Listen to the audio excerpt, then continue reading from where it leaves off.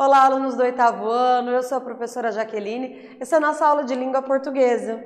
Na aula de hoje, nós vamos ler um poema de cordel, conhecer a estrutura do poema, distinguir um fato de uma opinião relativa a esse fato. Você conhece um poema quando lê um? Reconhece um poema quando lê um? Sabe quais são as características de um poema? Então, quando você vê um poema, você olha de longe, você já sabe que é poema? Sabe diferenciar a linguagem de quando eu tenho um poema e quando eu tenho um texto em prosa? Sabe a diferença dos dois? Nesta aula nós vamos ler fragmentos de um poema e estudar as suas características. Vamos ver. O burro é o ser humano. Acordei de madrugada e comecei a fazer risco. Pedi licença ao poeta, meu mestre Antônio Francisco. Puxei pela memória para escrever essa história, que chegou como um corisco. Andando pela cidade, vi uma carroça larga, cheia de areia e cimento, e pensei na vida amarga, sofrimento, a tortura, como é a vida dura de um pobre burro de carga. Nesse caso aqui, nesse trechinho do poema, o poeta diz o seguinte: acordei de madrugada e comecei a fazer risco. Então eu acordei e comecei a escrever. Fazer risco aqui é escrever, tá? Pedi licença ao poeta, meu mestre Antônio Francisco. Provavelmente ele colocou a palavra risco para rimar com Francisco. Antônio Francisco, que é o mestre dele, é outro poeta de literatura de cordel também. A literatura de cordel é essa literatura que tem uma linguagem mais regionalista, é uma linguagem escrita em versos. Você pode observar aqui que é escrita em verso, isso que caracteriza o poema. Você observa que ele não vai até o final da linha? Ele tem ritmo, ele tem rima. A literatura de cordel é usada também numa linguagem mais do dia a dia, uma linguagem regionalista. Às vezes vai ter a presença aí de alguns desvios da norma culta, o que não quer dizer que está escrito errado, mas sim que está utilizando uma variante da língua diferente daquela do jornal, da revista, por exemplo, tá? E aí ele diz assim: pedi licença ao poeta, meu mestre Antônio Francisco. O que ele quis dizer aqui? Ele quis dizer que antes dele veio o mestre Antônio Francisco. Então ele está dizendo assim: eu vou me atrever a escrever, eu sei que eu não sou tão bom quanto o meu mestre Antônio Francisco, mas eu peço licença a ele, que é meu professor, e vou tentar escrever também. É isso que ele está dizendo, é como um sinal de respeito ao mestre. É isso que ele está dizendo. Às vezes na música, no samba tem muito isso também, que eles estão lá pelas tantas no meio da música, eles agradecem a fulano de tal, ciclano, que veio antes de mim, não sei o quê. Então é um jeito de mostrar respeito pelas pessoas que vieram antes deles. Então isso é essa licença que ele pede, tá? E puxei pela memória. Puxar pela memória é lembrar, para escrever essa história que chegou como um corisco. O que é um corisco? Corisco é um cavalo rápido. Andando pela cidade, vi uma carroça larga, cheia de areia e cimento, e pensei na vida amarga, sofrimento, a tortura, como é a vida dura de um pobre burro de carga. Vocês observem aqui que nós temos rimas, por exemplo, madrugada, que rima com, deixa eu ver, nós temos risco, que rima com Francisco e corisco. Nós temos memória, que rima com história. Nós temos larga, que rima com amarga. Tortura, que rima com dura. Carga, a larga e amarga. Então nós temos alguns versos que rimam um com o outro. No poema a gente tem estrofes, então tem uma estrofe, outra estrofe. Temos versos. As estrofes são esses pequenos trechos que a gente observa aqui. Já os versos são cada linha do poema, tá? O poema é um gênero textual estruturado em versos. Então, cada linhazinha que tem aqui é um verso. A rima, ela vai vir aqui ao final. Então, por exemplo, risco, que rimou com Francisco. Isco, isco. Aqui está a rima. Viram? É lá no finalzinho. Então, cada linha do poema corresponde a um verso. Ao conjunto de versos damos nome de estrofe. Então, aqui nós temos duas estrofes. Observem, este pedaço aqui é uma estrofe, este outro pedaço aqui é outra estrofe. Nesse caso da literatura de cordel, a gente tem um tipo de verso e estrofe. Outros tipos de poemas têm outros tipos de versos e estrofes e de divisões de estrofes. As músicas têm também divisão de estrofes. Vocês podem ver lá, quando você for ver a letra de uma música, a letra de uma canção, você vai ver que ela é dividida em estrofes, e aí ela vai ter o refrão da música, tem tudo isso, tá? Ó, estrofe, então, estrofe é o nome dado àquele trechinho, conjunto de versos. O que é o verso? É cada linha do poema. O que é a rima? A rima é o som que faz, cada som que combina. Quando o som é o mesmo, no finalzinho aqui, ele combina um verso com o outro, o som dele combina. Por isso é chamado de rima, e isso traz uma espécie de sonoridade, uma musicalidade para o poema. Por isso que nós chamamos de rima. É característica não só do poema de cordel, como de toda a literatura que é escrita em verso em si, a poesia em si, tudo que é lírico em si, poesia em si é característica dela ter essa estrutura. Nem sempre a poesia vai ter rima, nem sempre vai ser separado em estrofes, às vezes pode ser só versos mesmo, mas é característica básica de poesia que ela tenha uma espécie de sonoridade interna, que ela tenha um trabalho estético com a linguagem, que ela seja escrita em versos, que ela tenha ali o uso de linguagem figurada. A literatura de cordel é um tipo de literatura que é produzida em versos também, então ela não é produzida em prosa. O que é prosa, professora?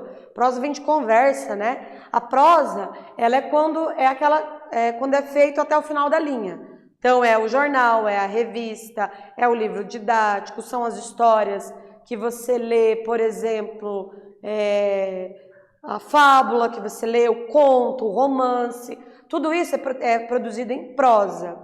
A literatura de cordel é produzida em verso.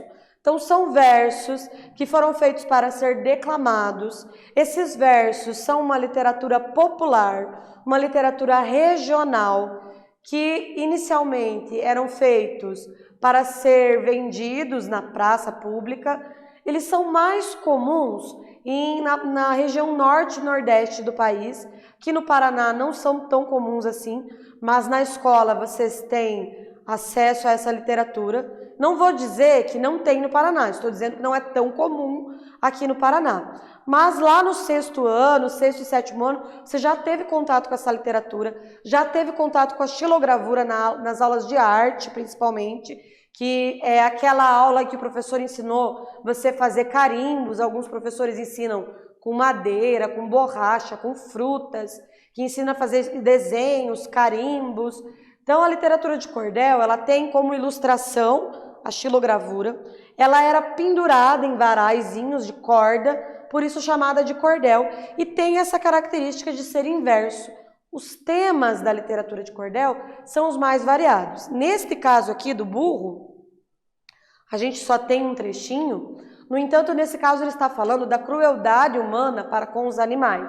Ele está falando ali de um burro de carga, que o homem tem maldade, o homem maltrata os animais, e ele não está falando de um homem e um burro específico.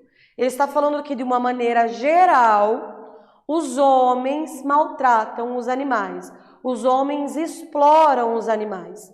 Então, a literatura em si tem essa característica de tratar assuntos que são universais. Nesse caso, esse assunto é universal. Por quê? Quando ele fala de um homem maltratando um burro, não é só um homem maltratando um burro. São seres humanos, de uma maneira geral, que maltratam os animais que são fortes, como os cavalos, os equinos em geral. São maltratados, sempre tendo que carregar peso, né? A gente pode ver isso aqui no poema, em que ele diz que ele viu uma carroça larga cheia de areia e cimento. Pensei na vida amarga e sofrimento. A tortura, como é a vida dura de um pobre burro de carga. Então, a gente pode visualizar esse sofrimento na vida dura do burro de carga. O poema é dividido em estrofes, mas há outros poemas em que isso não ocorre. É característica do cordel essa divisão em estrofes, tá? Então, no cordel, tem poemas que não tem estrofes? Sim. No cordel sempre tem verso, sempre tem rima, sempre tem estrofe, tá? Para ser literatura de cordel, ele tem que ter essas características, tá? Vamos continuar a leitura. E fiquei ali parado, pensando na humanidade, que para se satisfazer, perde o rumo da verdade, e entre todos os animais, entre todos os demais, é o único que tem maldade. Nesse caso, a gente tem 7 versos e uma única estrofe. Então, 7 versos na estrofe. Cada linha aqui foi um verso, formando uma estrofe. Olhando aquele jumento, escutei a voz de alguém, mas olhei ao meu redor, vi que não tinha ninguém. Só o jumento cansado, olhando para o meu lado como uma coisa do além. Então, aqui a gente tem uma figura de linguagem chamada personificação, que é quando eu dou uma característica humana a um ser não humano. Então, aqui ele disse que o jumento falou. O jumento fala? Não fala. Na verdade, faz parte aqui da reflexão do poeta que estava pensando ali no sofrimento do jumento. A rima ocorre quando no fim ou no meio dos versos de um poema, há palavras que terminam com sons iguais ou semelhantes. As rimas podem ocorrer em versos diferentes ou dentro do mesmo verso. Entretanto, há poemas que não apresentam rimas. Então aqui, como eu disse para vocês, fiquei todo arrepiado quando o jumento me olhou, chamou minha atenção e para mim cochichou. Não se assuste comigo, você não corre perigo. E depois continuou. Então aqui a gente tem a rima. Olhou, cochichou, comigo perigo, continuou. Você, meu caro poeta, com esse seu sentimento, foi por Deus abençoado. E agora, nesse momento, vai ter a capacidade e a oportunidade de escutar um jumento. Então, a partir daí, o jumento começou a falar. O ritmo de um poema é criado pela alternância entre sílabas fortes e fracas nos versos, gerando uma impressão agradável e musical, a que chamamos de cadência. Quando os versos apresentam um ritmo constante que se repete, dizemos que o poema apresenta uma cadência regular. Então, o que é uma cadência? É o ritmo que está interno, é a maneira com que as palavras vão se encaixando lá dentro, não necessariamente tem a ver com a rima, e vai dando a cadência do poema. Vocês percebam que quando um texto é escrito em verso, ele tem uma sonoridade diferente. Ele é escrito de um jeito que não parece que ele é mais bonito, o jeito que fala, parece que está cantando, né? Então, e o nome que se dá a isso é cadência. Então, quando eu tenho um ritmo constante, que se repete, ele tem uma cadência regular. Vamos ver aqui. O ser humano optou pelo lado que não presta, poluiu rios e mares, tocou fogo na floresta, desmatou o sopé do morro, é um pedido de socorro, e outro é um pedindo socorro e outro fazendo festa. Desculpe, caro poeta, magoar não é meu plano, mas o homem me maltrata e ainda comete o engano de dizer que eu sou burro, e falou dando um esturro. O burro é o ser humano. No final aqui a gente teve então uma reflexão a partir do burro, dizendo que os homens estragam a casa deles, estragam o lugar em que vivem. E se você estraga a sua própria casa, quem é que é o burro aqui? Será que burro é o animal ou é o ser humano? Então aqui o poeta traz essa reflexão, diz lá no final, burro é o ser humano. Atividade de número 1. O ser humano optou pelo lado que não presta, poluiu rios e mares, tocou fogo na floresta, desmatou o sopé do morro, é um pedindo socorro e o outro fazendo festa. Letra A. Localize e transcreva 2 versos que apresentam oposição, ou seja, um confronto de atitudes. Letra B. Identifique quais elementos estão em oposição nesses versos. Você vai refletir, vai escrever lá no teu caderno e já eu volto.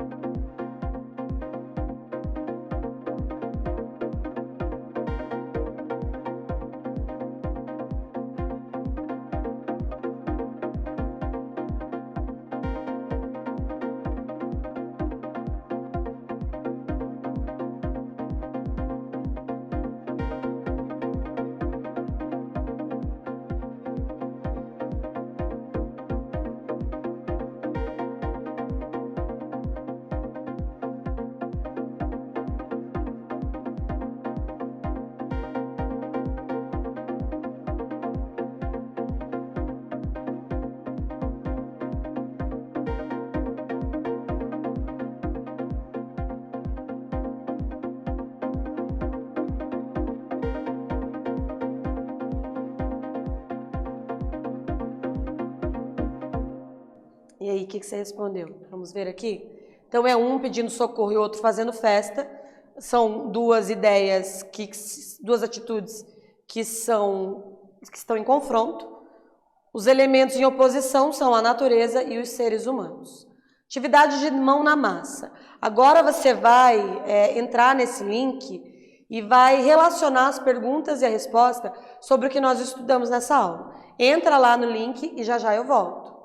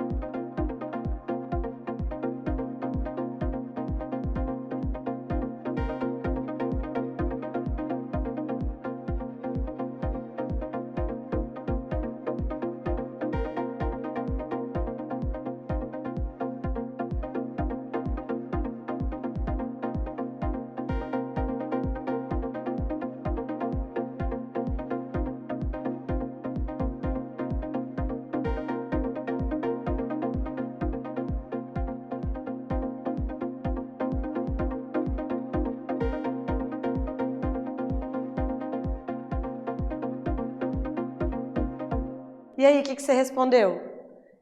Conseguiu entrar? Pessoal, esse jogo do Kahoot é muito interessante para você descobrir aí o que você sabe a respeito desse assunto. É interessante para você colocar aí à prova os seus conhecimentos, não só a respeito da literatura de cordel, como de outro tipo de literatura também, ou outros assuntos de sala de aula. Você pode também acessar o Wordwall, que é outra ferramenta muito bacana para ser utilizada como teste do seu conhecimento, que aí você vai ver se você está aprendendo ou não determinado assunto que você está estudando em sala de aula, tá? Então, na aula de hoje, nós lemos um fragmento do poema de cordel de José Acassi, chamado O Burro é o Ser Humano, que no final houve aí uma reflexão a respeito do homem estragar a própria casa que vive. Então, no fim, o burro, na verdade, é o ser humano e não o animal. Distinguimos uma opinião e estabelecemos relação de causa e consequência no texto. Eu espero que vocês tenham gostado e até a próxima!